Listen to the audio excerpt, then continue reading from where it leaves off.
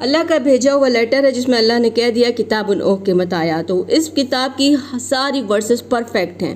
ثم فصلت من لدن حکیم خبیر، اور اس کو ایکسپلین کیا گیا ہے اس لارڈ کی طرف سے جو آل وائز ہے اور آل اویئر ہے، اسے ہر بات کی خبر ہے.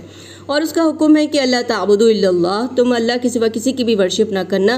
اننی لکم منہ نذیر و بشیر، پرافٹ تم کو وارن کرنے آئے ہیں ہیل سے اور خوشخبری دینے آئے ہیں جنت کی.